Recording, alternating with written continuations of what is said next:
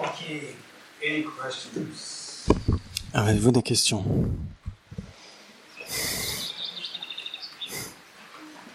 Or is there any specific topic? Est-ce qu'il y a un thème spécifique que vous vouliez discuter? Des questions?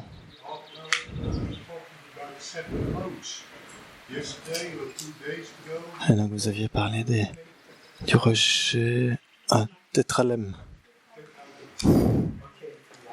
Le tétralème, et c'est les 7 modes, le rejet des 7 modes, etc.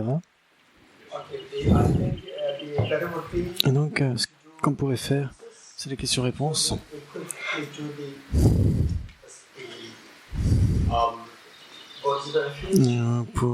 On va faire d'abord.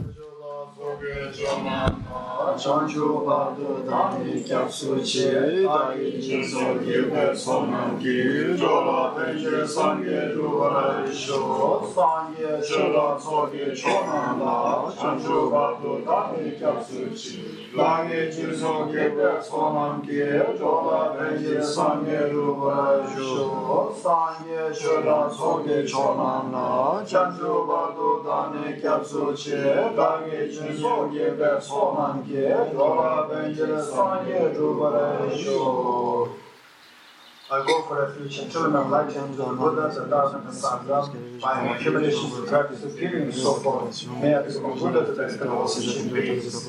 I go for refuge and children of light and to the Buddha, the Dharma, and the Sangha, by my accumulations of practice, appearing and so forth. May I become Buddha, the best of all sentient beings. I go for refuge and children of light and to the Buddha, the Dharma, and the Sangha, by my accumulations of practice, appearing and so forth. May I become Buddha, the best of all sentient beings. Om ye dharma hetu pravava hetum desham tathagato yavatat desham chayo nirodha evam vadi mahashramana yeswaha. Om ye dharma hetu pravava hetum desham tathagato yavadat desham chayo nirodha evam vadi mahashramana yeswaha. Om ye dharma hetu pravava hetum desham tathagato yavadat desham chayo nirodha evam vadi mahashramana yeswaha.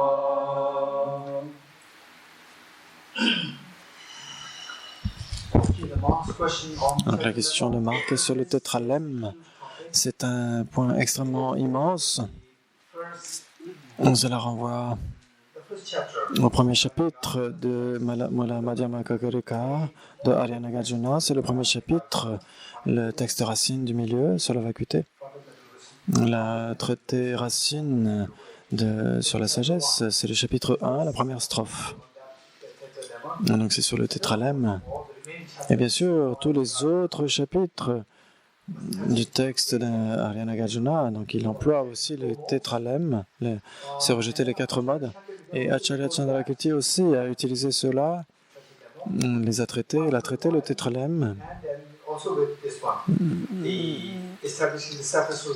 dans le fait d'établir le non-soi de la personne et le non-soi des phénomènes. Par rapport à la personne, c'est les 7 modes, et pour les phénomènes, pour le non-soi des phénomènes, Arya Chandrakirti utilise le tétralème de Arya Nagarjuna. Dans le chapitre 6 du Madhyamakavatara, donc on étudie dans le monastère pendant 3 ans. Plus d'une moitié du texte est dédié au tétralème. Et donc, je suggère que vous puissiez étudier ce texte de manière séparée. Ensuite, d'autres questions?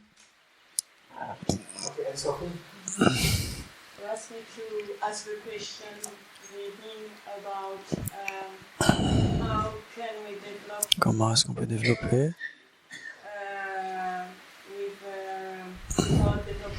l'amour sans développer l'ego? Quand on dit qu'il faut développer l'attachement vis-à-vis de tous les êtres. Comment on peut développer l'amour sans développer les autres? On utilise les choses de soi avec autrui. Ça fait beaucoup sur l'attachement, notamment le lien qu'on a avec ça. So the way we cultivate love and affection with regard to all the beings, so we begin with attachment. Then after slowly we have to discard attachment in order to, so how we can do to distinguish attachment and love and affection. Okay. Yeah. Yes. Oui, je me souviens. Yes. So this, and so they asked Donc c'était hier Anne-Sophie qui l'avait posé ici et puis on en avait parlé pendant le groupe de discussion.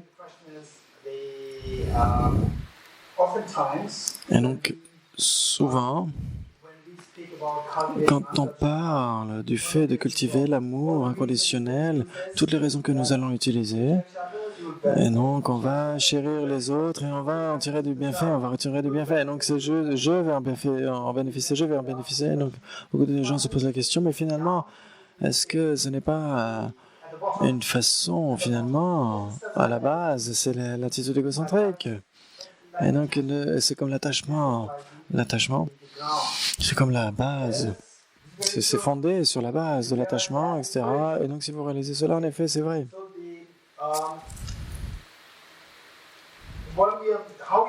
Comment nous sommes nés? Nous sommes nés. Est-ce que vous avez suivi la question? Vous avez compris la question? C'est par rapport à les raisonnements qu'on emploie pour cultiver l'amour inconditionnel vis-à-vis des autres, c'est de se dire l'attachement que vous avez vis-à-vis de votre mère, vos parents, etc. Et donc vous allez obtenir les bienfaits. Et donc, on dit c'est une forme d'attachement finalement. Et donc la réponse est oui, c'est vrai. Et les grands maîtres tibétains du passé, ils ont fait une affirmation extrêmement importante qui est le Bouddha utilise la lance de l'ego pour détruire l'ego. Le Bouddha utilise la lance de l'ego pour détruire l'ego. Et donc, qu'est-ce que vous voulez? Je veux le bonheur. Je veux le bonheur, c'est l'attitude égocentrique, l'attachement, etc. Oui, en effet, vous allez l'avoir. Et puis, il n'a pas fait de promesses vides. Il a dit, quel type de bonheur vous voulez? 10%, 20%, 50%? 100%, c'est possible, 100%. Si vous voulez 100%, quoi que vous fassiez, si vous voulez 100% de bonheur, vous allez suivre ce que je vous dis? Oui, en effet, donc chérissez les autres. Chérissez les autres, vous aurez 100% de bonheur. Et vous allez voir que plus vous allez chérir les autres, et plus vous allez obtenir le bonheur. En chérissant les autres, vous allez obtenir le bonheur. C'est-à-dire que les autres vont devenir extrêmement importants pour vous, ils sont extrêmement précieux, les autres sont précieux. Et donc quand l'enfant développe l'amour et l'affection vis-à-vis de ses parents, l'enfant sera capable de sacrifier toute sa vie pour ses parents. Et donc, le premier jour où on est né, on ne peut pas le faire, bien sûr. C'est après 4 ans, 3 ans, 4 ans, 5 ans et 5 ans. L'amour se développe. Des enfants extrêmement décents, qui ont 20 ans, 30 ans, 40 ans, ils sont prêts à tout abandonner pour leurs parents. Ils sont prêts à tout. Et donc, quel que soit l'investissement qu'ils ont, les économies qu'ils ont, ils pourraient tout donner pour leurs parents. Des enfants extrêmement décents, parce qu'ils ressentent cet amour et cette affection. Au début, on commence avec quoi? Je reçois le maximum de bienfaits, je reçois le maximum de bonheur, de bienfaits de cette personne, etc. Et après, vous allez aimer cette personne de telle façon que vous allez jusqu'à votre vie. Et donc, si vous êtes capable de donner toute votre vie pour eux, c'est que vous n'avez plus d'attachement vis-à-vis de vous. Vous n'avez plus l'égocentrisme. Ça, c'est l'amour sans espoir de retour. L'attachement, c'est l'amour avec l'espoir de retour. Et donc, c'est ça l'attachement. L'amour sans espoir de retour, c'est l'amour authentique. Initialement, on commence avec l'attachement, cela devient de plus en plus intense, et vous voyez les bienfaits que vous recevez de l'autre partie, et progressivement, votre amour va s'écouler vers l'autre, jusqu'à un point où votre esprit vous serez capable de tout abandonner pour l'autre personne. Vous n'aurez plus aucun espoir de retour. Et puis, vous allez étendre ça à tous les êtres. C'est beaucoup plus beau encore. Et donc, initialement, on utilise l'attachement, on utilise l'ego, on utilise l'attitude égocentrique pour tuer, finalement, l'attitude égocentrique. C'est une pratique extrêmement merveilleuse. Et donc, vous allez ressentir de plus en plus d'amour vis-à-vis des autres, sans espoir de retour. Et ça, c'est tellement bon. Si vous avez des espoirs de retour, là, c'est déjà trompeur. S'il y a des espoirs, à ce moment-là, votre affection n'est pas pure. Et au début, vous devez commencer avec ça. Ne vous inquiétez pas, au début, vous devez faire avec ça. Et donc, plus ce sera intense avec la pratique, cela viendra que, en sorte, l'amour sera de plus en plus intense et l'espoir de retour sera affaibli jusqu'à être abandonné. Au début, l'attachement, quelle est la différence entre l'attachement et l'amour inconditionnel? Une distinction, c'est que l'attachement, c'est ce qui va venir naturellement. L'amour authentique, c'est quelque chose qu'on doit cultiver. C'est l'une des distinctions. Donc, on pratique délibérément, on développe l'amour authentique. L'attachement, c'est ce qui vient naturellement. Biologiquement, cela vient comme ça. C'est l'une des distinctions. Mais le fondement doit être là. Il doit y avoir le sentiment de proximité avec l'attachement et l'amour inconditionnel. Ce sentiment de proximité sera là. Vous allez utiliser cela, ce sentiment de proximité avec l'amour biologique par rapport à votre mère, votre père, etc. Les parents par rapport aux parents, les parents par rapport aux enfants. Et donc, initialement, c'est de l'attachement. Mais cet amour est tellement merveilleux. Et donc, il y a deux isolats. Il y en a un qui est l'isolat de l'attachement, l'autre, c'est l'isolat de l'amour.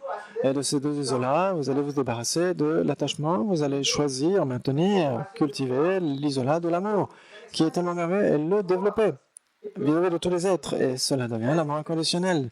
Ça, c'est l'amour dénué d'espoir de retour. Thomas?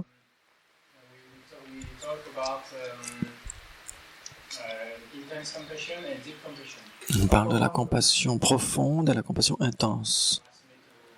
Et vous m'aviez demandé de vous le rappeler. La compassion intense, la compassion,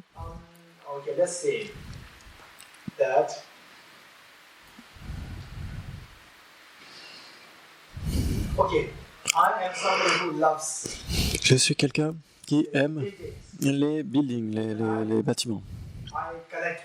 Et donc, les peintures. Les peintures, je collectionne les peintures.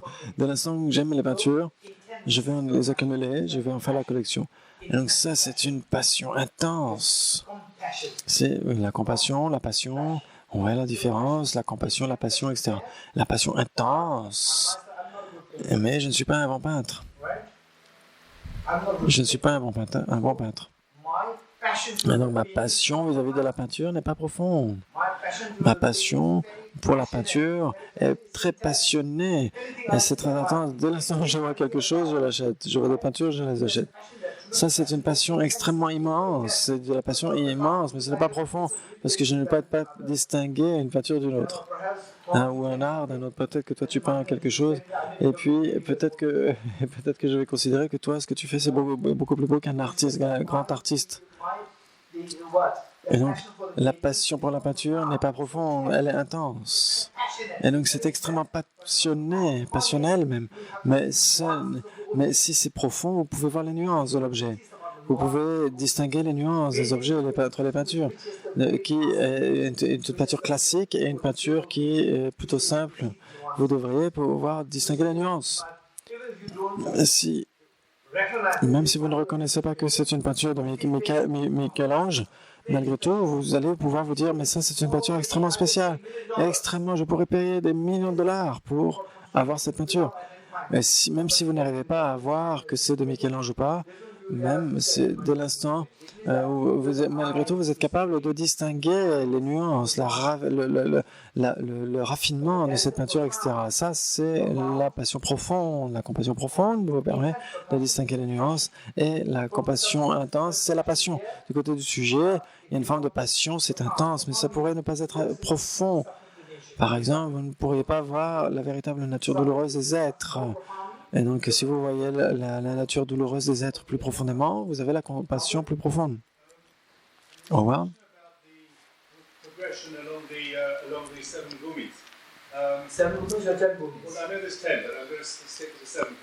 Et donc,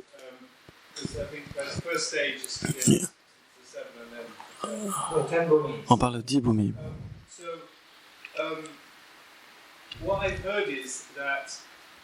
Ce que j'ai entendu, c'est que quand on va du premier bhumi, on pratique le niveau des afflictions va être réduit pour enlever ensuite le troisième.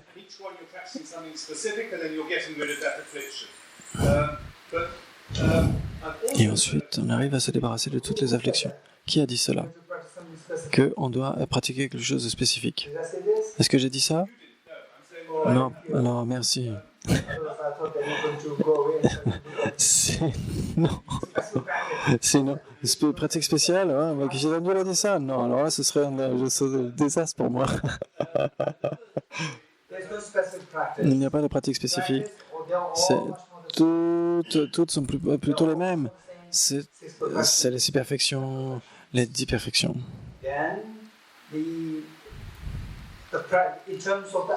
Par rapport à ce qu'on parachève, il y a des différences. Il y a 6 terres, 10 bhumis, 10 perfections. Et donc on doit les corréler. Ça, ce sont les achèvements ou les réalisations. One explanation seems to imply that after every gumi, you've got rid of a specific affliction, and another one says that you actually only get rid of all the afflictions together at the very end of all the gumis, and that you're gradually. Non, ce n'est pas vrai. La deuxième partie n'est pas vraie, et donc il n'y a pas du tout de essayer d'avoir l'information correcte. Essayez d'avoir l'information correcte, et pour cela, nous avons besoin des études très systématiques. C'est très important. N'allez pas prendre n'importe quel livre. N'allez pas simplement... des enseignements arrivent extrêmement populaires. Et puis parfois, l'enseignant va vous donner des enseignements corrects, mais vous l'aurez entendu de manière incorrecte. Et donc, il faut étudier de manière extrêmement appropriée. Ici, ce n'est pas vrai. La seconde partie n'est pas vraie. D'autres questions? Cécile?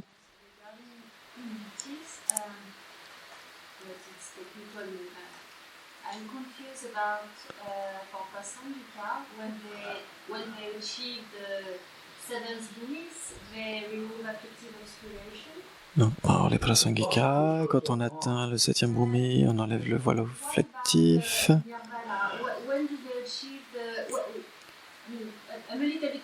Je suis un peu confuse parce que quand ils entrent sur la voie de vision, je ne sais pas comment fonctionne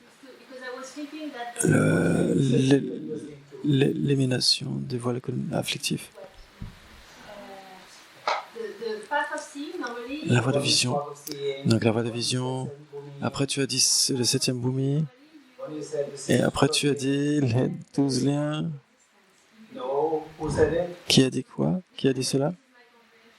C'est ce que je comprends. Ne fais pas cela. Ne spécule pas. Ne spécule jamais. Ce n'est pas seulement que des spéculations. La créativité que je vous suggérer, c'est pour la méditation sur la bodhicitta. Pour la bodhicitta, quand les étapes sont intactes, à ce moment-là, vous pouvez être créatif. Pour les études, ne soyez pas créatif, ne soyez pas en train de la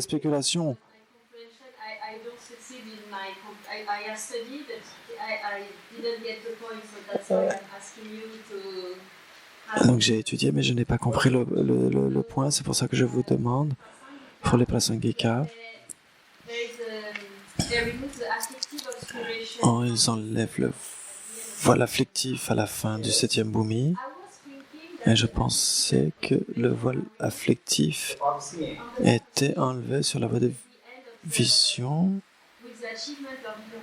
avec l'obtention du nirvana. Et donc l'information que nous avons, en accord avec le prasangika, l'école prasangika pour les bodhisattvas, pas pour les sravaka, les patika buddhas, ça c'est différent.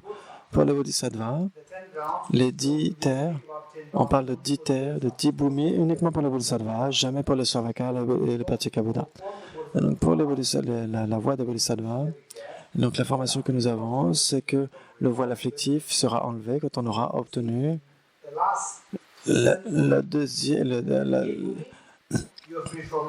quand on aura obtenu le 8e bhumi ou la fin du 7e bhumi, le début du 8e bhumi, et ça c'est exact. Ensuite, le voile afflictif, on ne l'enlève pas à partir de la voie de la vision.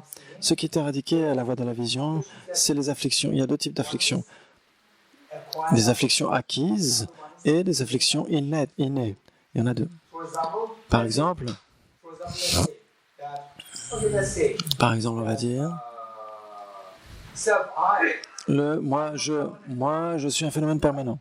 Je suis impermanent. Et il y a des gens qui vont dire le jeu est permanent. Ma religion est la meilleure des religions du monde. C'est une bonne idée ou une mauvaise idée? C'est une très mauvaise idée. Cela donne le sectarisme, le chauvinisme, le fondamentalisme. Ma religion, mon ethnicité, mon ethnie, mon groupe, ma caste, mon clan, etc., ma lignée, c'est la meilleure du monde. Cela mène à toutes les guerres. Imaginez, dès l'instant où vous êtes né, est-ce que vous avez cette pensée ou est-ce que c'est venu après, par la suite? Vous l'avez appris plus tard. Et donc c'est une souillure, c'est un défaut que vous avez acquis par la suite. C'est une affliction acquise. Alors que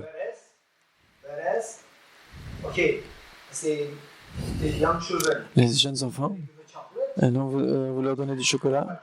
Et puis, il y a un autre enfant qui va venir, qui va dire « Ah, est-ce que tu peux partager le chocolat? Donne du chocolat à l'autre enfant. » Qu'est-ce qu'il va faire? Qu'est-ce qu'on va dire les autres? Non, oui, non. Comment il va faire? L'enfant va dire « Non. Est-ce que vous l'avez enseigné ça? » Qui lui a enseigné cela? Personne. Ça, c'est ce que l'enfant a apporté de sa vie passée. C'est inné. Personne ne l'a enseigné. Mais il a apporté de la vie passée, c'est inné. Et donc, ce qu'il a appris dans cette vie, c'est acquis. Les souillures sont de 2 types. Et donc, de laquelle on a... comment est-ce qu'on peut... de laquelle est la plus facile à éliminer, ce sont la plus facile à éliminer, c'est l'acquise. La plus difficile à éliminer, c'est l'inné. Et donc, c'est au 8e bhumi qu'on élimine le voile afflictif inné. Et donc, le 7e bhumi, c'est le remède. Ça veut dire qu'on applique le remède et le succès advient au 8e bhumi. Au 8e bhumi, c'est le résultat. Le 7e, c'est le remède. Et donc c'est pareil, par rapport au samsara, l'existence cyclique, la fin du cyclique, c'est la fin de l'ignorance qui saisit un soi. La fin de l'existence cyclique, la fin du samsara, c'est la fin de la saisie innée, l'existence inhérente. Et donc pour éradiquer les afflictions innées et éradiquer le dernier moment du samsara, c'est synonyme. Très bonne question. Ensuite, Kongela.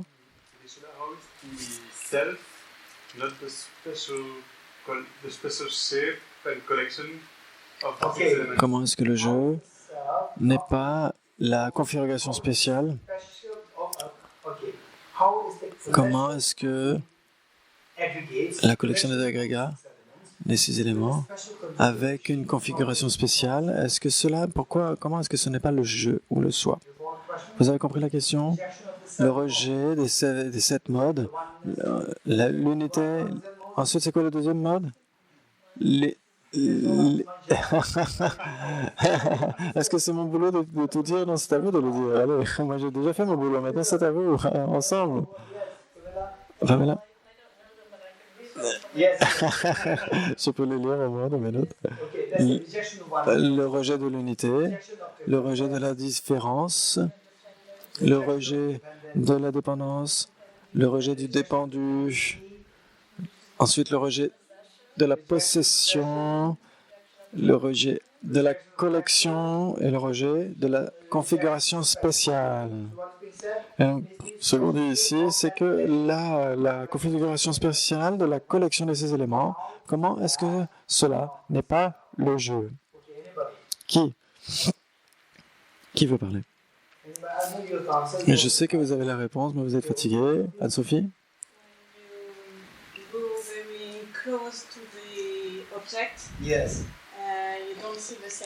Quand on se rapproche de l'objet, on ne voit pas la même chose. Et on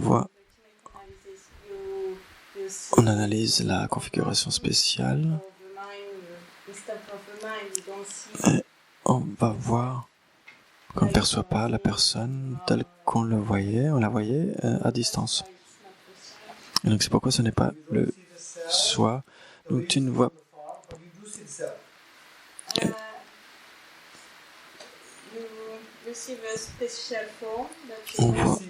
Tu vois la forme spéciale. Est-ce que tu vois le jeu? Pourquoi est-ce que tu ne vois pas le jeu de la façon? On ne voit pas le jeu. Ça suffit. Alors, je suis très heureux puisque la réponse donnée par Anne-Sophie est très bien. Je suis très content. Et combien là devrait être très heureux? Parce que c'est la réponse que j'espérais. La question est un peu plus... Il y a une couche en plus. C'est de rejeter la distance. Et donc la configuration spéciale avec la distance. Parce que quand vous me regardez là maintenant, comment est-ce que vous ne voyez pas mon jeu, ma personne? Si on tient en compte ce que tu dis, est-ce que c'est rejeter le jeu? Est-ce que tu rejettes Qu'est-ce que tu essaies de rejeter? Donc pas le jeu vu à une certaine distance, c'est ce que tu rejettes. Le jeu vu à une certaine distance ne peut pas être rejeté parce qu'il existe. Le jeu est objectif et doit être rejeté, pas le jeu qui existe à une certaine distance. Ça va? J'ai bon, Anne-Sophie? Oui. Ça va?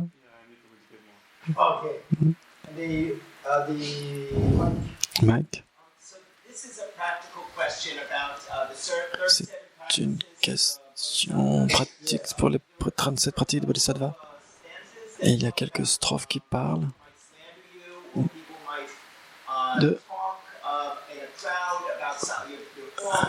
Par exemple, les gens parleraient de vos défauts en public et vous allez parler de leur bonne qualité en échange, en retour. Et qu'est-ce qu'on devrait faire? Est-ce qu'on devrait faire si ça arrive véritablement ou c'est quelque chose d'autre qu'on devrait faire? Ça, c'est un bon point.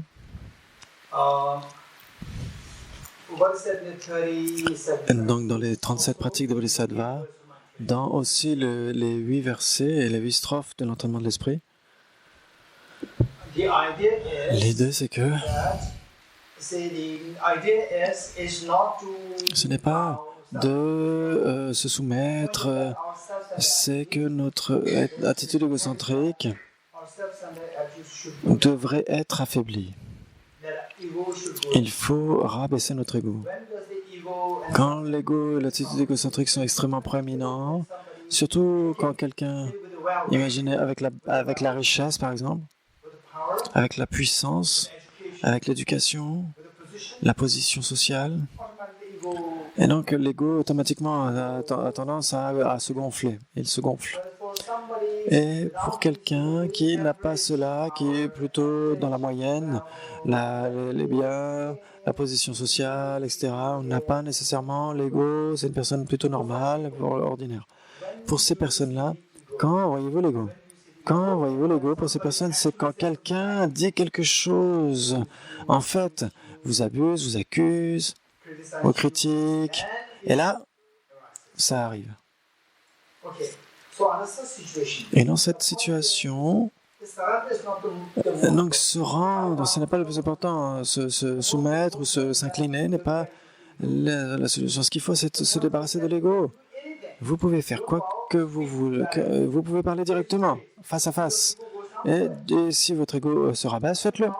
Si vous vous inclinez et que votre ego s'abaisse, faites-le. Si vous battez et que l'ego s'abaisse, faites-le. Et donc, ce qu'il faut, c'est que quoi que vous fassiez dans le monde conventionnel, c'est que dès l'instant où il y a deux façons, hier je l'ai mentionné au groupe de discussion, il y a deux choses. Les grands maîtres, ce qu'ils disent, transformez votre attitude, mais ne transformez pas votre façon de vivre, ne manifestez rien à l'extérieur nécessairement.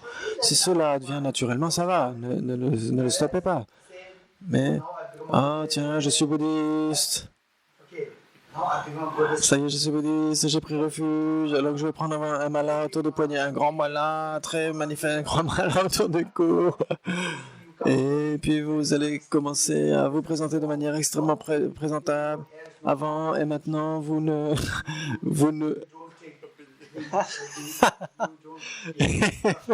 plaignez, vous ne plaignez plus, vous ne vous brossez plus les dents, vous ne lavez plus vos vêtements, etc. Je suis bouddhiste. C'est trop.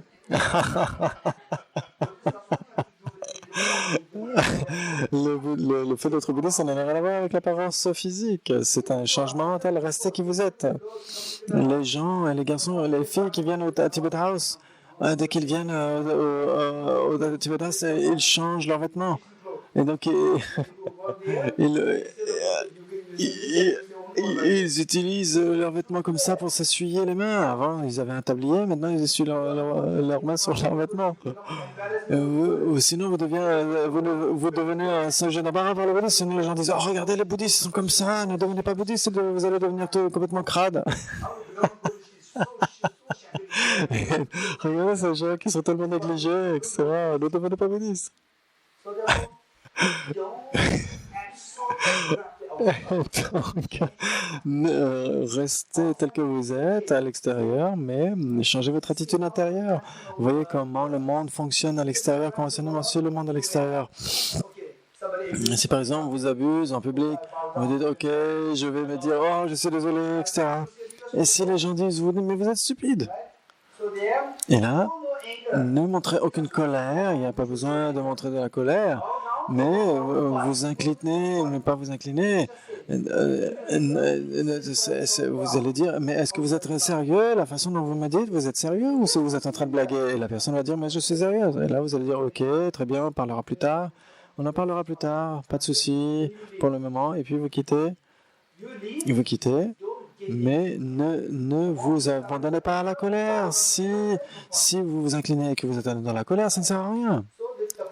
Et donc le point, c'est que au moment où vous vous inclinez, que les gens comprennent, ah ok, cette personne est plutôt douce et décente, si c'est la convention, à ce moment-là, faites-le, inclinez-vous. Si le fait de vous incliner fait en sorte que les gens pensent que vous êtes stupide, ne le faites pas. Et donc si vous pouvez parler plus tard. Ok, je reviendrai plus tard, on en parlera, on discutera. Mais faites en sorte que observez votre esprit tout le temps. Faites en sorte que la colère ne soit pas générée en vous et que votre ego ne soit pas renforcé. Si la colère est là et que l'ego est là, comment est-ce qu'il a pu me dire ça en public, etc. À ce moment-là, revenez dans votre chambre, faites respirer tranquillement, faites une méditation sur l'esprit, sur le souffle pour calmer l'esprit. Et puis ensuite, penser à l'impermanence, la vacuité. Après 10 ans, par exemple. Et donc, je ne me laisserai plus mettre en colère. Au contraire, je prendrai ça sur le ton de la blague, etc. Et puis, si vous pensez, par exemple, cette personne, elle est tellement rigide, etc. C'est à cause de sa propre égocentrisme. Et donc, si je devais être dans cette personne, comme cette personne, si j'avais la même attitude que cette personne, j'agirais de la même façon. Donc, si je vais réagir de la même façon, donc tout existe de manière interdépendante. Et donc, si la colère doit montrer de la colère, je devrais montrer de la colère. Non. Et donc, il faut essayer de voir comment cette personne n'a pas rencontré le Dharma, elle n'a pas été transformée, elle n'a pas eu d'entraînement mental. Et moi, je suis vraiment désolé pour elle. J'aurais tellement aimé qu'elle rencontre le Dharma, etc. Et quand vous allez la rencontrer à nouveau, et donc elle aussi, elle sera, vous serez calmé. Et puis là, vous pouvez dire, est-ce qu'on peut parler? Et puis maintenant, dis-moi, c'est pas grave, ce n'est pas grave, honnêtement, ce n'est pas grave, quelle est mon erreur? Qu'est-ce que j'ai fait de mal? Et donc, si j'ai fait quelque chose de mal, je suis vraiment désolé. Mais dis-moi, quel est le problème? Et puis, vous discutez ensemble. Et puis, si la personne se sent offensée pour quelque chose que vous n'auriez pas fait, elle aurait une mauvaise information. Ok, très bien. Est-ce que je peux clarifier, tout simplement? Et demandez la permission. Est-ce que je peux clarifier? Et puis, sans colère, dites simplement la clarification et clarifiez les choses. Et la personne, faites en sorte que la personne comprenne.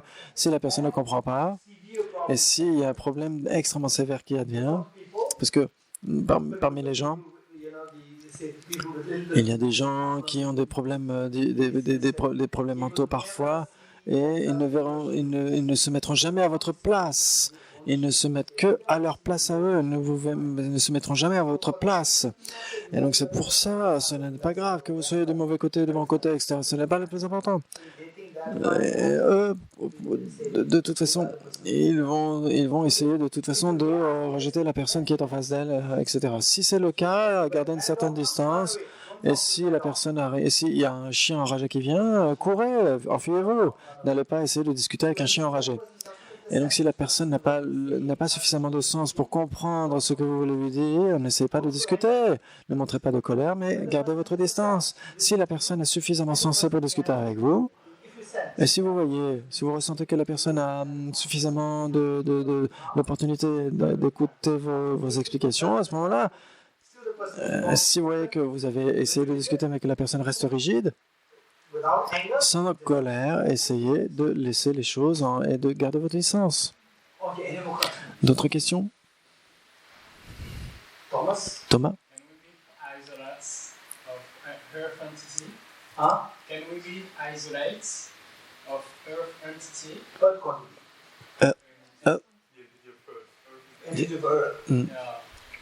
Est-ce qu'on peut être l'isolat, nous, en tant qu'être humain, as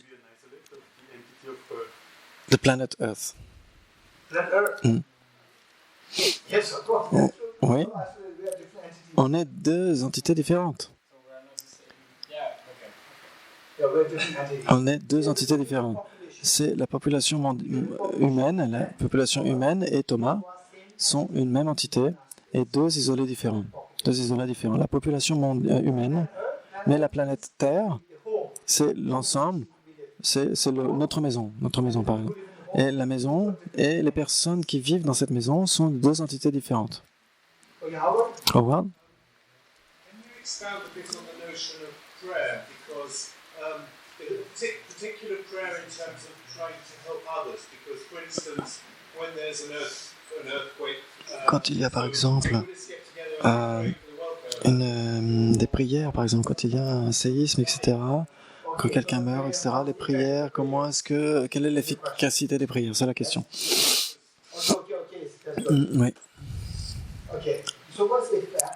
Et donc, de quelle manière les prières jouent un rôle pour rechercher un effet, pour voir un effet intense, l'effet recherché par les personnes qui font une prière. Comment est-ce que cela aide les gens, par exemple?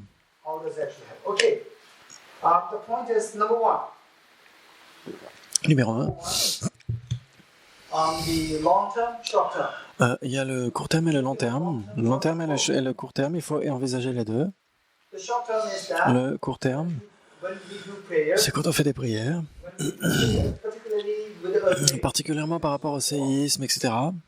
the shorter prayer, the short term Les- is that le court terme, c'est que les gens qui sont autour de vous, ils savent que vous faites des prières pour ces personnes. Et ils se disent, ah, ces personnes sont extrêmement bonnes. Et dès l'instant où ils se disent, ces personnes sont bonnes, la bonté se révèle en eux, se reflète en eux. Ils peuvent apprécier cela quand ils ont cette même qualité qui résonne en eux. Et donc, il y a c'est un effet à court terme. Et donc, si par exemple vous faites les prières là, et puis les maisons vont se reconstruire, et puis les personnes vont revenir à la vie, ça ne peut pas être espéré.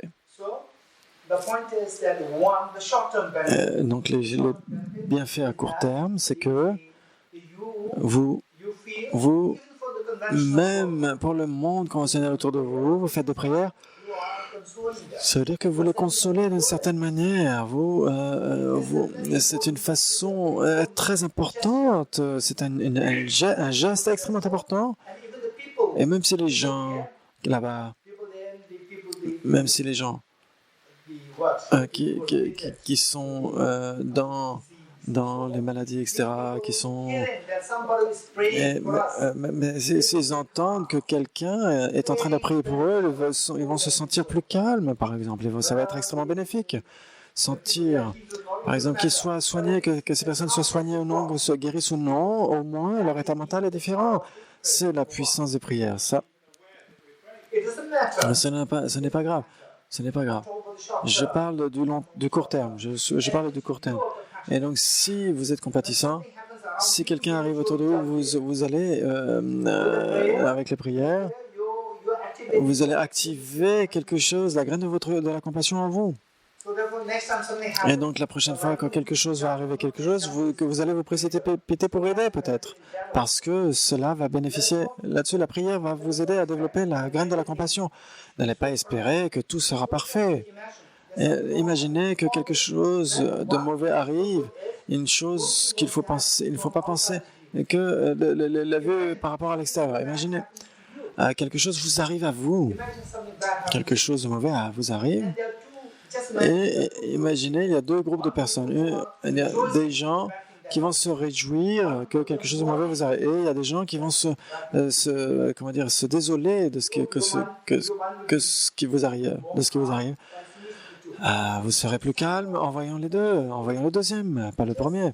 Vous allez voir le deuxième groupe qui va se désoler de ce qui vous arrive. Vous allez voir, parce qu'ils se mettent à votre place. and then you realize that somebody Et vous allez réaliser que quelqu'un d'autre prie pour vous, que vous le sachiez ou non. you'll be very happy even to think. Ne serait-ce que imaginer que quelqu'un, oh, j'espère que quelqu'un va prier pour moi. Rien que cela, cela peut apporter une solution.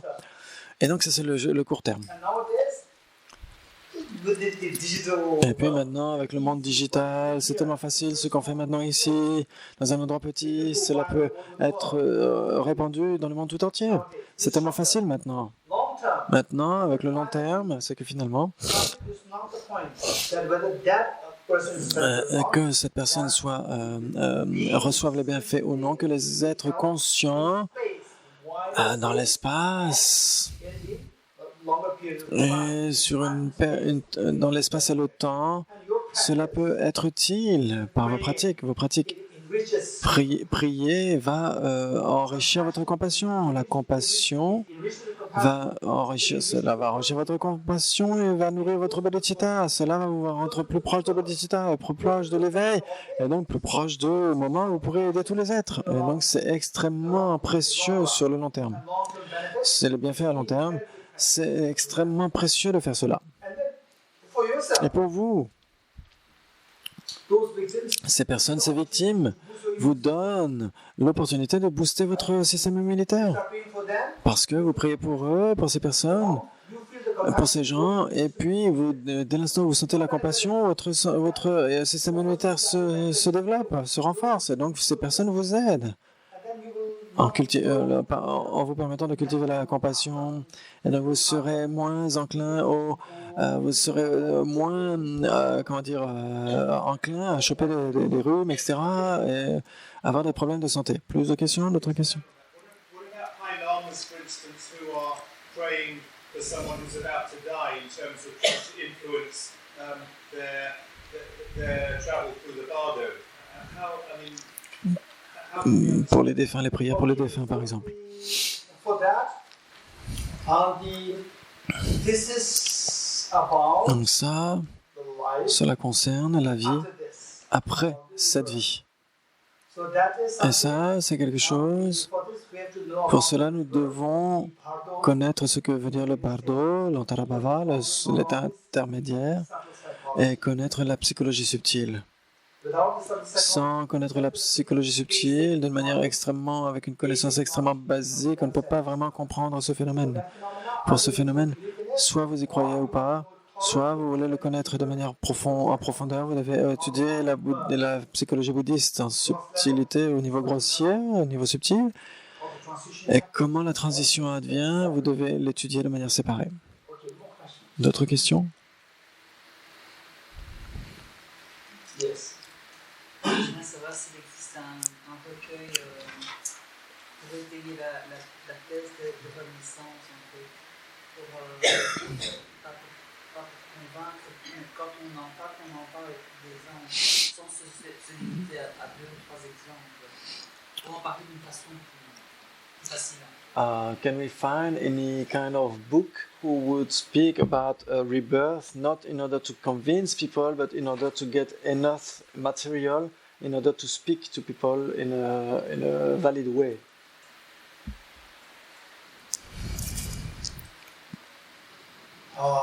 In fact, for the rebirth, Pour les renaissances, more for one subject to be convinced. et donc pour qu'on puisse pour qu'on puisse se convaincre soi-même, et puis d'une manière, il y avait un docteur Thomas Evans, Stevenson, Ian Stevenson, le docteur Ian Stevenson, qui est très bon, c'est un très bon livre. Et donc, la plupart des gens peuvent être convaincus facilement en lisant ce livre, mais sinon, les gens qui sont beaucoup plus intellectuels, ils peuvent avoir beaucoup de questions, mais sinon, simplement lire ce livre de Ian Stevenson sur les renaissances, Ian, Y-A-N, plus loin, Stevenson, S-T-E-V-E-N-S-O-N. Et donc c'est un docteur en médecine qui est déjà décédé, mais qui a écrit des livres sur la question. How can or should I approach emptiness when I'm walking the street or walking somewhere or approaching someone? Is it handy to do that or not at all? Comment est-ce que je peux approcher la vacuité quand je suis dans la rue ou quand je rencontre quelqu'un? Est-ce que c'est possible ou pas du tout? Par exemple, vous conduisez, ne méditez pas sur la vacuité. Je suis très sérieux. Pourquoi? Parce que certains de mes amis qui m'ont dit « Oh, Geshe-la, la méditation sur la vacuité, c'est magnifique. J'étais en train de méditer sur la vacuité. J'étais en train de voir la vacuité de la voiture en face de moi. Il n'y a pas de voiture qui est là, mais c'est tellement dingue de faire ça. Ne fais pas ça. Tu pourrais avoir un accident tellement facilement. Ne médite pas sur la vacuité quand tu es en train de conduire une voiture. Quand tu es le passager, tu peux méditer sur la vacuité. Quand tu marches et que tu traverses la route, ne médite pas sur la vacuité. Surtout si on traverse une autoroute, ne médite jamais sur la vacuité. Sinon, par exemple, autour du stupa, dans la forêt, quand tu marches tout seul, non seulement sur la vacuité, mais il y a des strophes que tu peux réciter de manière à haute voix, que même les insectes autour de toi pourraient recevoir des empreintes dans l'esprit. C'est extrêmement précieux. Avec la compassion, délibérément, de réciter ces strophes. Par exemple, la personne n'est pas la terre, l'eau, le feu, l'air et l'espace, mais en dehors de ces éléments, où est la personne?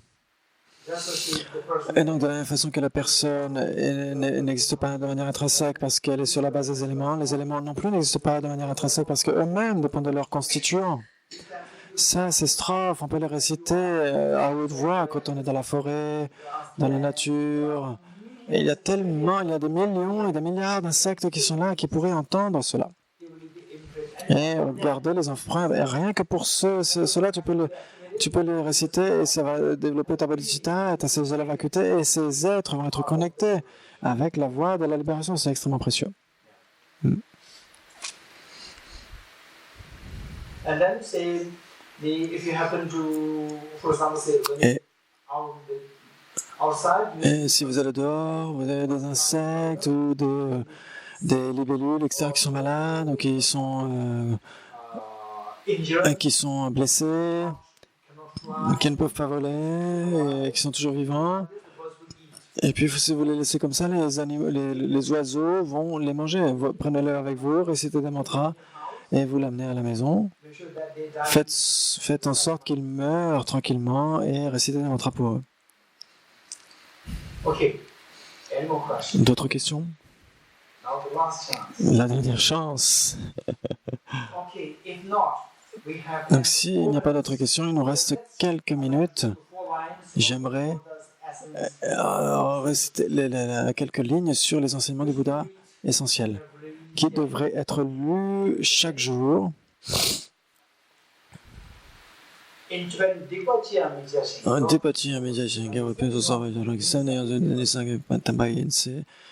qu'on trouve à la page 5. Non, c'est pas la page 5, c'est la page 20, quelque chose comme ça. Sinon, on parle de bodhicitta, on parle de tantra, etc. Alors, vous verrez, c'est ne commettez aucune action nuisible, commettez un trésor de vertu, maîtrisez cet esprit qui est le vôtre, tel est l'enseignement du Bouddha. Ne commettez aucune action nuisible, ne commettez aucune action, accumulez un trésor de vertu autant que possible, maîtrisez cet esprit qui est le vôtre, tel est l'enseignement du Bouddha. Vous pouvez le lire après, on l'a reçu, c'est après la louange au Bouddha Shakyamuni, page 15.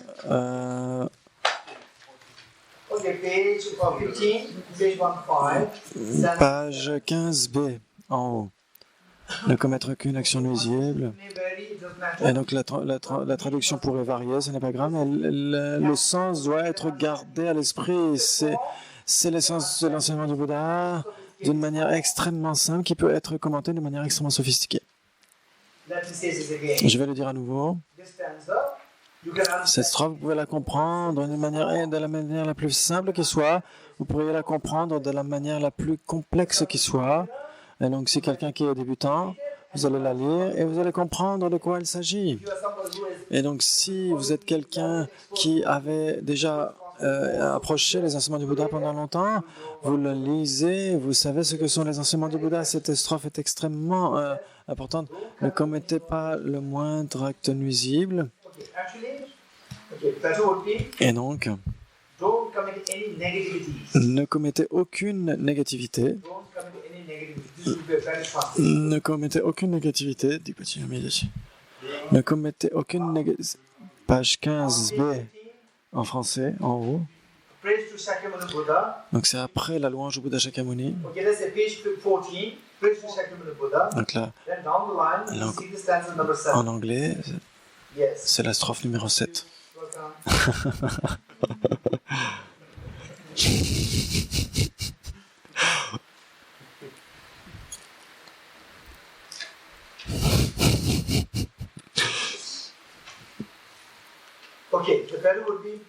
Donc, il faudrait le traduire « ne commettre aucune négativité » plutôt qu'aucune action nuisible. Donc là, c'est « ne commettre aucune négativité » en tibétain, « dikpa ». Dikpa, ce n'est pas que les actions, c'est aussi les pensées nuisibles. Les actions, etc. Dikpatir, aucune négativité. Mijasing, ça c'est le premier. Ensuite, accomplissez une infinité d'actes vertueux. Et donc les séparés, on devrait les changer. N'accomplissez que de la vertu parfaite. Accomplissez. Donc ça, ce n'est pas que les actes aussi, hein, c'est toute la vertu. C'est la vertu parfaite. Accomplir la vertu parfaite, parfaitement la vertu. Discipliner complètement son esprit. Qu'est-ce qu'on veut? Je ne veux pas la peur. Et donc, qu'est-ce que vous voulez? Je veux le bonheur infini, le bonheur maximum. Ce sont les deux buts. Si vous ne voulez pas la souffrance, si vous ne voulez pas la peur, ne commettez aucune négativité. Et donc, parce que la non-vertu va donner comme résultat les peurs, etc. Qu'est-ce que vous voulez? Le bonheur infini. Si vous voulez le bonheur, n'accomplissez que la vertu parfaite. La vertu va donner le bonheur infini. En effet, c'est bon. Ça, je le comprends. Mais comment je peux le faire? Disciplinez complètement cet esprit qui est le vôtre. Pacifiez votre esprit, disciplinez votre esprit, puisque la vertu et la non-vertu, ce sont des états mentaux. Vous devez pacifier l'esprit. Vous devez pacifier l'esprit, et la vertu va devenir, et les non-vertus vont s'affaiblir. C'est comme ça que fonctionne l'esprit. Et donc, ce sont les états de l'enseignement du Bouddha. C'est extrêmement simple, mais c'est extrêmement sophistiqué. Parce que pourquoi? Comment calmer l'esprit? Comment discipliner l'esprit? Discipliner l'esprit de deux façons.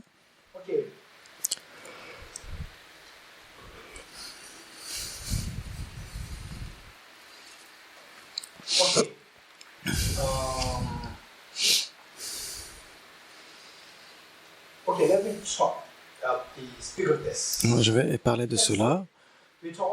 On va parler des 6 perfections et des 4 perfections, ce qui en fait 10 perfections. Pourquoi 6 perfections? Pourquoi 10 perfections? C'est la question. Pourquoi 6 perfections? 6 perfections, 4 perfections, ça fait 10 perfections. Elles sont exclusivement pour les pratiquants du Mahayana. Cela n'a rien à voir avec le véhicule fondamental, les Sravaka, les pratiquants Bouddha. C'est uniquement pour les pratiquants mahayanistes. Les 6 perfections, les 4 perfections, ça fait 10. La première, c'est laquelle? Générosité. La générosité, c'est pour faire la connexion avec les êtres. Quand vous êtes connecté avec les êtres, vous êtes généreux. Vous allez donner quelque chose et vous allez vous sentir connecté avec les êtres. Vous comprenez? Et donc les bodhisattvas, ils vont se connecter avec les êtres. Pour rendre des bienfaits aux êtres, pour être bénéfiques aux êtres, ils vont se connecter avec les êtres. Le numéro 1. Ensuite, donc ça, c'est le fondement avec lequel on doit se connecter. On doit se connecter avec les êtres. Et ensuite, ne commettez aucune non-vertu, négativité. Est-ce qu'on est connecté avec les êtres ou pas? Est-ce qu'on est tous connectés avec les êtres ou pas? On est connecté, pas il y a des êtres avec lesquels on est connecté, d'autres avec lesquels on n'est pas connecté, il y a les deux en même temps. Et donc, la plupart du temps, on est connecté d'une manière extrêmement malsaine, extrêmement mauvaise. De la façon, non pas pour aider, mais pour tirer avantage des autres, les blesser, etc. C'est la façon dont on est connecté avec les autres. Et donc, il y a une très bonne façon d'être connecté avec les êtres, c'est la générosité. Ensuite, qu'est-ce qu'on veut? C'est ne pas commettre aucune négativité. Pourquoi est-ce qu'on ne devrait pas? Pourquoi? Parce que... je vous l'ai dit avant. Et qu'est-ce que je vous ai dit? Si vous ne voulez pas... C'est ce que vous voulez. Je ne veux pas. Je veux deux choses. Je veux l'absence de peur et je veux le bonheur infini. Je veux ces deux. C'est le but de qui? Des garçons ou des filles? Des deux. Anne-Sophie ou des êtres qui ne sont pas Anne-Sophie? De tout le monde. Tout le monde. N'oubliez pas votre but. Votre but, c'est je veux l'absence de peur et je veux le bonheur infini. Ce sont ces deux. N'oubliez pas cela. C'est la force basique pour nous, pour chacun d'entre nous. Si vous voulez l'absence de peur, vous ne voulez pas les peurs, qu'est-ce que vous voulez pas? Arrêtez la négativité. Vous comprenez? Mais comment, quand on interagit avec les autres êtres, la plupart du temps, c'est quel type d'interaction qu'on a avant nous? C'est des interactions négatives. On abuse les autres, on blesse les autres, on tire avantage des autres, on exploite les autres. C'est la plupart du temps, c'est rabaisser les autres. C'est la façon dont on interagit avec les autres. Et donc la première chose, c'est imaginer. C'est votre destination. Et vous êtes dans un train. Vous êtes dans un train. C'est votre destination. C'est un endroit extrêmement heureux. Et l'opposé, c'est une impasse. C'est une impasse. Et Mais vous ne voyez pas le signe qui indique que c'est une impasse. Et de là, ensuite, c'est une falaise. Et vous êtes au milieu. Et vous allez dans l'autre direction, dans cette direction du précipice. Et ce mouvement, est-ce que c'est bon ou pas? Le fait que c'est bon ou pas? C'est très mauvais. C'est très mauvais. Qu'est-ce qu'on doit faire? Qu'est-ce qu'on doit faire? Vous pouvez tourner? Écoutez. Vous pouvez faire tourner le train? Combien de trains dans le monde peuvent changer de direction, peuvent faire un virage? Aucun. Il faut stopper. Oui, en effet, il faut arrêter le train. Ne pensez pas. Vous êtes fatigué?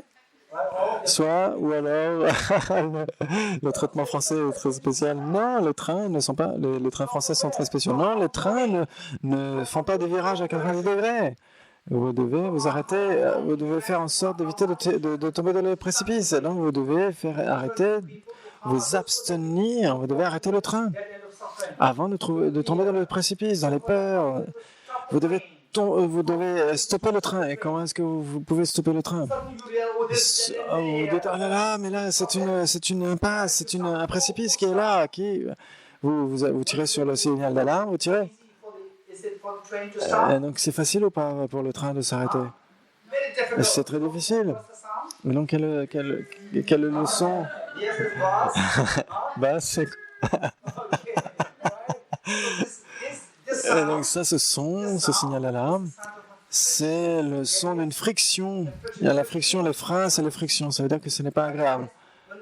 Et quand vous contrôlez votre esprit, quand vous empêchez votre esprit de s'engager dans la négativité, ce n'est pas si facile. Il y a une friction qui advient. Il y a une forme d'inconfort qui advient, une forme de lourdeur, une forme de malaise mental quand vous commencez à vous débarrasser de la négativité. Donc la générosité, c'est faire en sorte d'être connecté avec les êtres de manière générale. Ensuite, s'abstenir de négativité. S'abstenir, c'est quoi? C'est la moralité. Est-ce que c'est facile ou pas? Non, c'est très difficile. La discipline, la moralité, l'éthique, s'abstenir des actes négatifs. Il y a un son. C'est quoi le son? Cette friction, c'est le son de la friction qui fait qu'il y a un inconfort. Quand il y a un inconfort, c'est quoi? La patience. Vous avez besoin de la patience. Quand il y a un inconfort dans votre esprit, quand vous abstenez des actes immoraux, et vous devez être patient. N'espérez pas que tout advienne de manière extrêmement douce.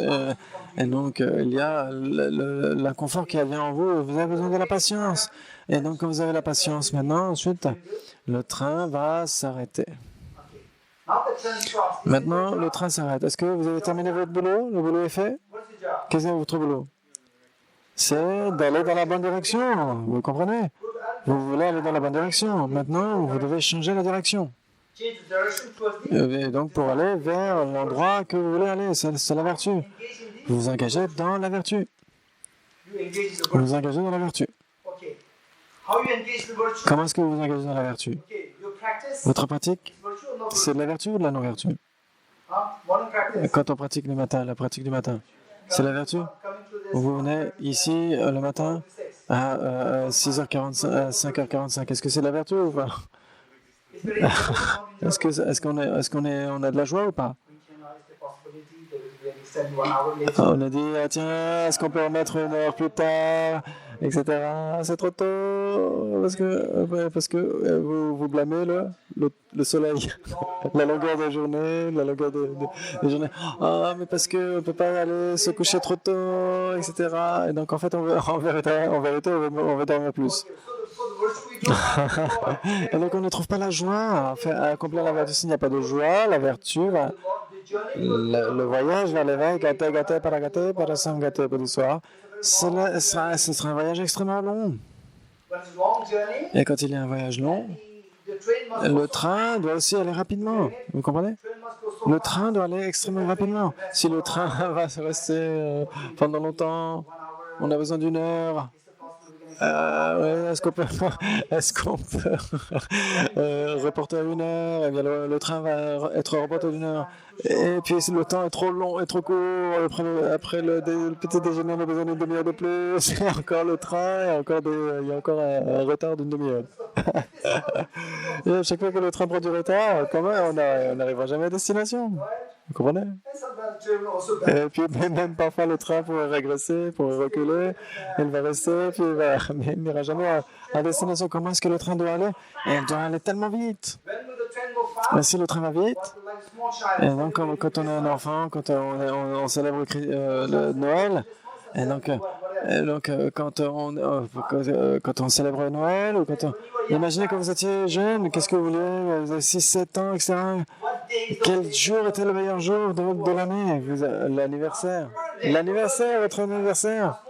Quand un jeune enfant qui célèbre son anniversaire, qui fête son anniversaire, vous voulez que ce soit une journée ou que ça dure pour 5 jours? Si possible, si ça pouvait être tous les jours, ça aurait été super, vous n'étiez pas fatigué. Et donc la vertu on doit avoir tellement de joie, la vertu. Pourquoi on se sent fatigué? Et donc pourquoi est-ce que les fêtes font en sorte que la vertu soit comme une fête?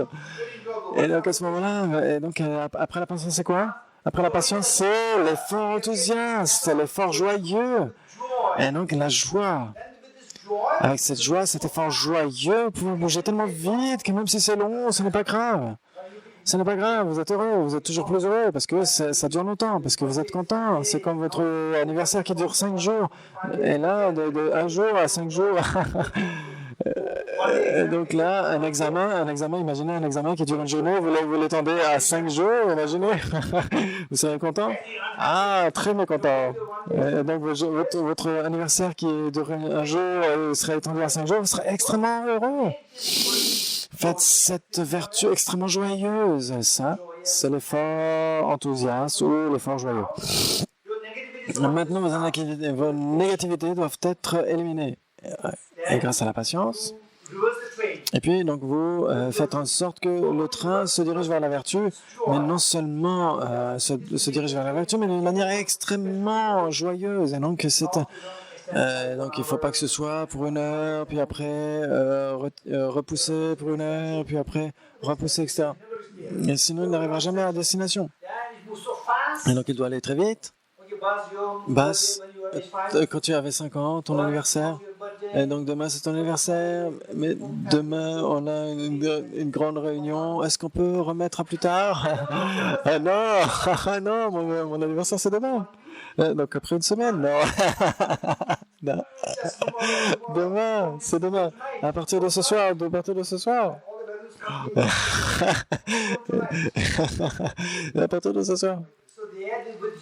Et donc la joie, avec cette joie, la vertu va être extrêmement constante et vous allez arriver à destination. Et donc l'effort joyeux. Dans votre esprit, il est tellement fertile. Il est tellement fertile, votre esprit, les négativités sont parties et les vertus sont extrêmement joyeuses. Votre esprit est extrêmement fertile. Comment est-ce que vous allez utiliser cet esprit extrêmement fertile?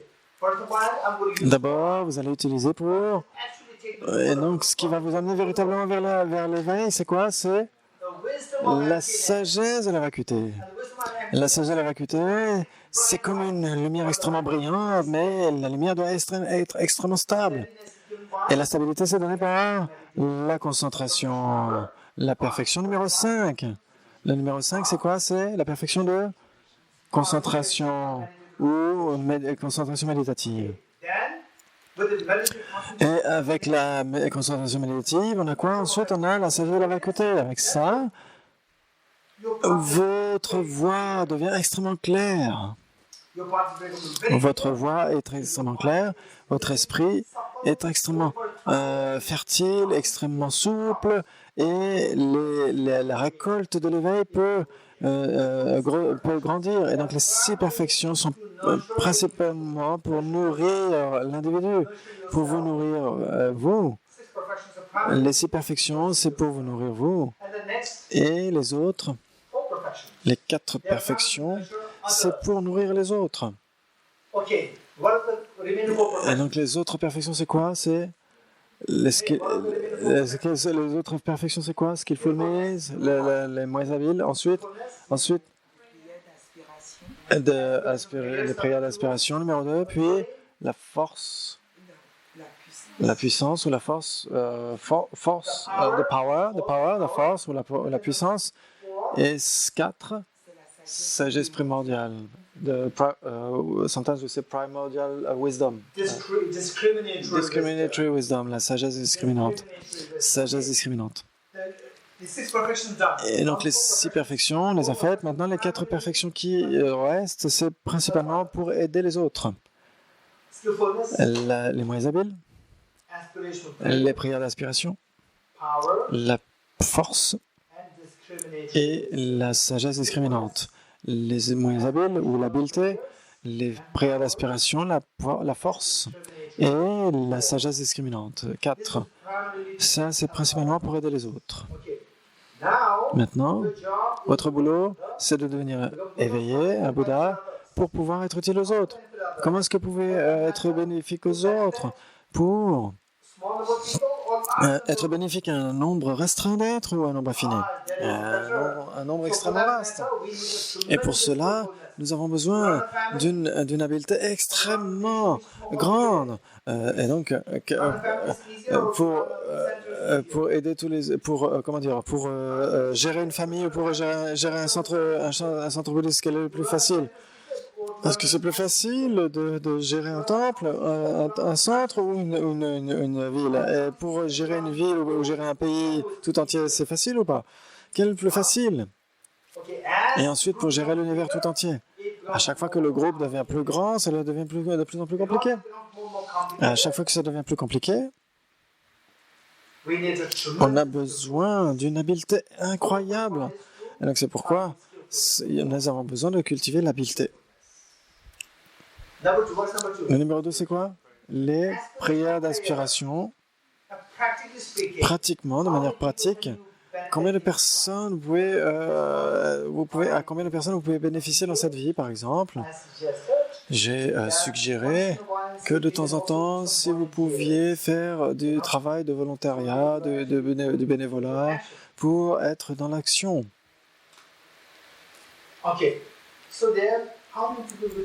Combien de personnes est-ce qu'on peut, à combien de personnes on peut bénéficier dans un centre, par exemple, une centaine de personnes, et donc peut-être 1000 personnes, mais les êtres sont en nombre infini.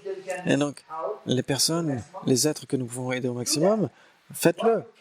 Ceux que vous ne pouvez pas, incluez-les dans vos prières d'aspiration. Si vous ne pouvez pas, par exemple, disons que par exemple, quelqu'un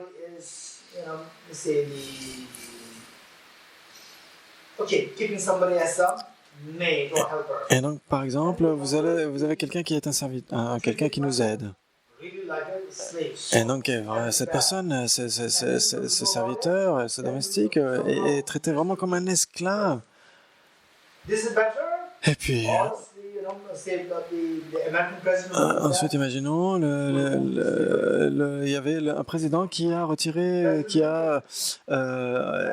aboli l'esclavage. C'était Lincoln. Lincoln a aboli l'esclavage. Il a aboli d'une manière extrêmement vaste. Est-ce que c'est sauver une seule personne qui est utile ou il faut abolir l'esclavage définitivement dans le monde? Qu'est-ce qui est le mieux? Et sur une vaste échelle, c'est beaucoup mieux. Et donc, par exemple, si vous voyez que aujourd'hui, les problèmes entre l'Amérique et la Corée du Nord, etc., et entre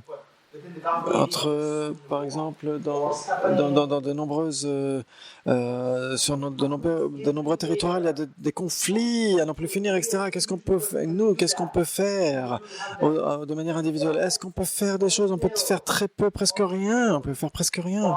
Mais sachant que cela existe, ce sont des réalités, nous pouvons faire des prières. Puisse-je être en mesure, à l'avenir, d'être en position de véritablement avoir un impact sur la vie de millions et de milliards de ces êtres pour faire en sorte que leur vie soit plus harmonieuse, heureuse et qu'ils ne vivent plus dans la peur. N'est-ce pas? Par exemple, Mahatma Gandhi, c'est amazing, c'est incroyable. Une personne a libéré tellement de personnes. Ce que je dis, c'est que puis, de la même façon qu'ils l'ont fait, puissais-je être capable, moi aussi, à une telle échelle, de libérer tant d'êtres de la souffrance. Il y a un nombre infini, pas uniquement quelques millions, mais un nombre infini d'êtres. Puissais-je être en mesure de le faire? Vous pouvez les inclure dans vos prières. Ensuite, qu'est-ce qu'on a? La force ou la puissance. Pour être capable de le faire, nous avons le pouvoir. Nous avons besoin de la force, du pouvoir pour le faire. Et donc c'est pourquoi la force, c'est le résultat, d'une manière générale, la puissance, cette histoire que je vous raconte par rapport à Arya Vajrapani, cette histoire que je vous ai racontée, cette puissance immense, il l'a obtenue par la pratique de bodhicitta. Bodhicitta, la compassion. Et donc pour la puissance, à nouveau, nous devons pratiquer, nous devons réunir les causes qui donnent cette puissance pour être en mesure de bénéficier d'un nombre infini d'êtres. Et donc, par exemple, Lincoln, comment est-ce qu'il a pu faire en sorte d'abolir l'esclavage? Parce qu'il a pu avoir le pouvoir d'un président des États-Unis. C'est comme ça qu'il a pu utiliser son pouvoir. Et donc, dans les textes que nous utilisons, par exemple, le texte que nous utilisons, par exemple, le Bodhisattva Charyavatara de Bodhisattva Shantideva. Et donc, imaginons, vous allez apporter une version française. Par exemple, il y a peut-être 2 ou 3 versions, oui. En français. En anglais, il y en a peut-être 10 ou 20 traductions en anglais. Mais en tibétain, une traduction standard et une ou deux traductions secondaires.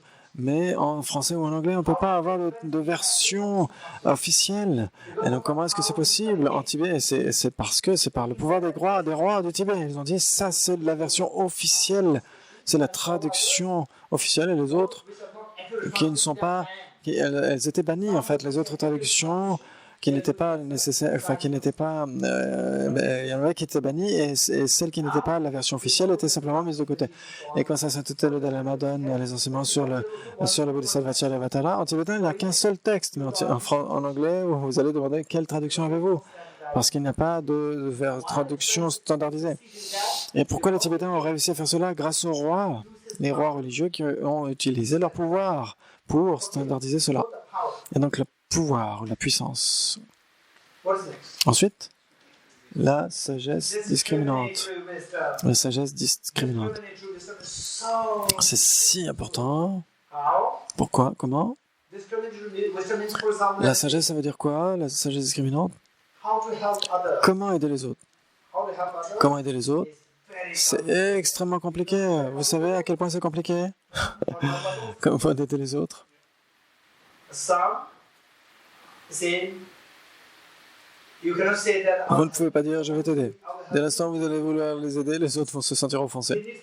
Ils ont besoin d'aide. Et puis, si du fond de cœur vous allez dire « ah, vous êtes un garçon extrêmement pauvre, je vais vous aider ». Mais comment est-ce que tu peux dire que je suis un garçon pauvre? C'est fini. Et donc, vous allez être renvoyé. L'argent... vous allez par exemple la personne va vous faire un procès et l'argent que vous vouliez donner à cette personne, vous allez le donner à un avocat. Donc vous devez savoir comment vous devez avoir cette sagesse discriminante qui vous permet de savoir quelles sont les réalités conventionnelles, les coutumes, etc., de ce monde, de cette culture, et donc la façon de penser de cette personne. Vous devez connaître tout ça. Et en particulier, l'échelle, au fur et à mesure que l'échelle grandit, la sagesse discriminante doit être encore beaucoup plus aiguisée et nuancée. Sans cela, vous ne pouvez pas espérer aider les autres. Okay. So, in other words, En d'autres termes, les 6 perfections, elles sont principalement pour vous permettre de grandir vous, de vous mûrir vous, et les 4 dernières, c'est pour mûrir l'esprit des autres, c'est pour aider les autres. from the 6 perfections, Et donc, les 6 perfections, ce qu'on a réalisé, c'est que, do you agree with me est-ce que vous êtes d'accord avec moi, that the six que les 6 perfections, il y a 2 éléments là-dedans. Il y a un aspect pour stopper la négativité et l'autre, c'est pour développer la vertu. Vous êtes d'accord? now apply this Maintenant, appliquez cela this to what we were reading à ce from the que stanza. Comment ne commettez aucune négativité. Donc, toujours page 15. So there, from the 6 perfections, what is the 15b, ne commettre aucune négativité. I said the 6 perfections. J'ai dit qu'il y avait 6 perfections, elles peuvent être vues de 2 parties. Et donc, il y a une partie qui est d'abord dédiée au fait de stopper la négativité, l'autre, c'est pour accomplir une infinité de vertus. Et donc, la première, ne commettez aucune négativité ou non-vertu. Et donc, ça, c'est pour stopper cela. C'est pour faire en sorte que vos peurs soient dissoutes. Vous allez obtenir l'intrépidité, l'absence de peur, vous comprenez? Et le deuxième, c'est accomplir une infinité de vertus. Et donc là, c'est pour vous permettre d'obtenir le bonheur infini que vous recherchez. À discipliner complètement son esprit, comment le faire? Comment est-ce qu'on va faire ces 2 choses? Comment stopper la négativité et accomplir la saisie d'un soi? Et comment développer les négativités, et comment développer les vertus et se débarrasser de l'égocentrisme. Donc la première, ne commettre aucune action négative, aucune négativité, c'est le renoncement. Le numéro 2, développer de vertus parfaites, c'est bodhicitta. Vous comprenez? Et donc, si vous ne lisez pas cela d'une manière extrêmement complexe, sophistiquée, vous verrez que c'est extrêmement simple. Ne faites pas ceci, faites cela, disciplinez votre esprit, c'est l'enseignement de Bouddha. Mais si vous voyez d'une manière à la lumière de la sophistication, c'est un enseignement extrêmement sophistiqué. Ne commettre aucune négativité si vous ne voulez pas souffrir. Et donc, comment je dois faire cela? En disciplinant mon esprit. Et accomplir autant de vertus que possible, parce que vous voulez le bonheur. Comment faire le faire? En disciplinant mon esprit. Comment discipliner l'esprit? Comment discipliner l'esprit? C'est la question. Pour stopper les non-vertus, disciplinez votre esprit en éliminant l'ignorance qui saisit en soi. Comment se débarrasser de l'ignorance qui saisit en soi? Grâce à la sagesse de la vacuité.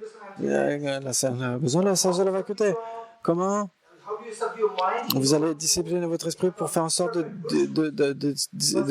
d'accumuler la vertu parfaite. C'est en éliminant l'égocentrisme. Comment est-ce que vous allez éliminer l'égocentrisme? En cultivant bodhicitta. Et donc le premier, c'est pratiquer le renoncement. Le deuxième, c'est pratiquer bodhicitta. Le premier, c'est la sagesse de la vacuité. Le deuxième, c'est la compassion. Et donc, vous pouvez voir que tous les enseignements du Bouddha sont réunis d'une manière ou d'une autre dans cet enseignement extrêmement simple. On a terminé? Des questions? Pas de questions? Donc, on peut faire des prières de dédicace.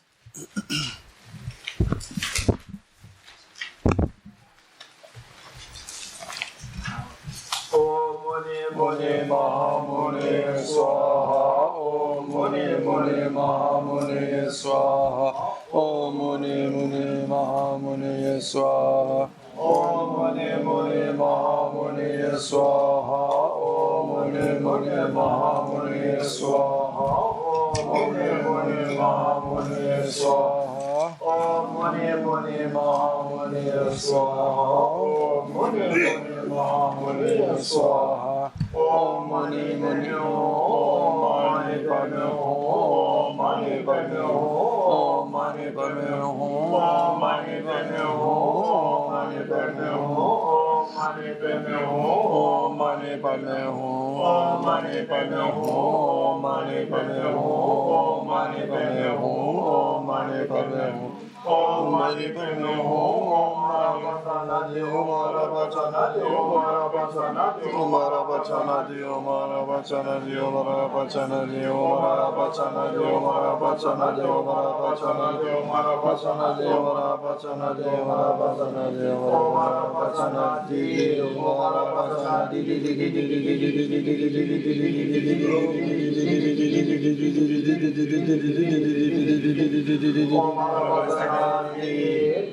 Om tare tutare ture swaha, om tare tutare ture swaha, om tare tutare ture swaha, om tare tutare ture swaha, om tare tutare ture swaha, om tare tutare ture swaha, om tare tutare ture swaha, om tare tutare ture swaha, om tare tutare ture swaha, om tare tutare ture swaha, om tare tutare ture swaha, om tare tutare ture swaha, om tare tutare ture swaha, om mordane vejaje mahavejaje raja samudgate swaha, tadata om vejaje mahavejaje raja samudgate swaha, tadata om vejaje mahavejaje raja samudgate swaha, tadata om vejaje mahavejaje raja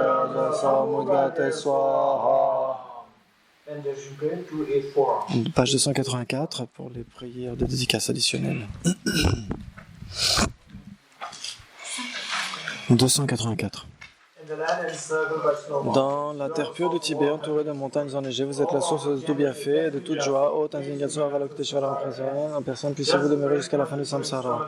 Avec la sage de la cité de héros Manjushri, à l'instar de Samantabhadra, afin de m'entraîner à suivre leur exemple, je dédie pleinement toutes ces vertus.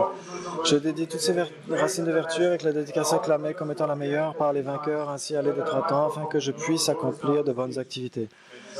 Jusen chorim boje magyabanam ke gyuruji kebanyam ba me bayam om yondu pervajo. Puisse le précieux esprit d'éveil naître là où il n'est pas né, et là où il est né, puisse-t-il ne pas décliner, mais toujours se répandre. Tant que demeurera l'espace, tant que des rangs en aura trace, puisse-je moi aussi rester pour leur souffrance se dissiper. Par les mérites issus de ces actions vertueuses, puisse-je atteindre rapidement l'état de Guru Bouddha et mener tous les êtres sans exception vers cet état éveillé. Je dédie les mérites ainsi accumulés à la réalisation des activités, des prières, des Bouddhas et des Bodhisattvas de 3 temps et au maintien du Dharma, des écritures et de réalisation. Puisse-je au cours de toutes mes existences, par la force de ces mérites, n'être jamais séparé des 4 cycles de Mahayana, puisse-je accomplir toutes les étapes de la voie, le renoncement, Bodhicitta, la vie parfaite et les 2 phases. Avec le souhait de libérer tous les êtres, je prendrai toujours refuge jusqu'au cœur de l'éveil, en le Bouddha, dans le Dharma et la Sangha. Inspiré par la sagesse et la compassion aujourd'hui, en la présence du Bouddha, je génère l'esprit d'éveil pour le bien de tous les êtres. Je prends refuge dans les 3 joyaux, je confesse toutes mes négativités individuellement, je me réjouis des vertus de tous les êtres, je maintiens le précieux esprit d'éveil en mon cœur. Vous qui clarifiez toujours plus la voie unissant vacuité et compassion, ô protecteur du Dharma et des êtres du pays des neiges, ô Tenzin Gyatso, je prie pour que vos souhaits s'accomplissent spontanément. Puissent les opérations des pensées et actions malsaines des forces malignes humaines et non humaines qui prennent une apparence malveillante à cause de prières perverties faites à l'encontre de Bouddha Dharma être totalement vaincues par le pouvoir de vérité des 3 joyaux. Puisse-je au cours de toutes mes existences n'être jamais séparé de mon parfait maître, bénéficier de la magnificence du Dharma et après avoir parachevé les qualités des terres et des chemins, puisse-je atteindre rapidement l'état de Vajradhara. Au cours de toutes mes existences à venir, puisse-je être guidé par Arya Manjushri et être capable, même auprès de ma vie, de détenir le Dharma en général et les enseignements sur l'interdépendance en particulier.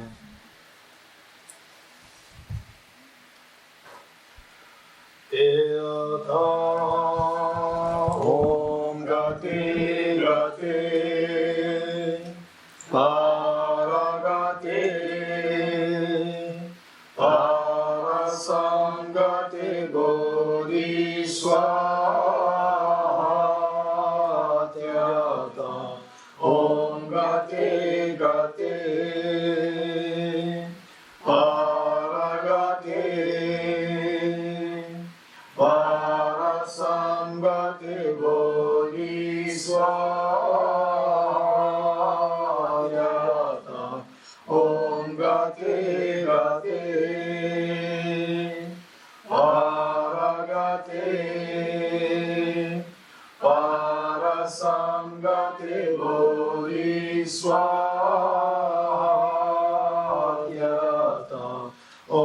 Sangate Gate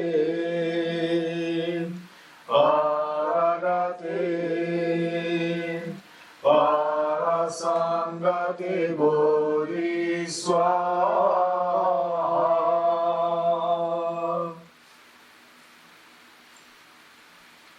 Questions?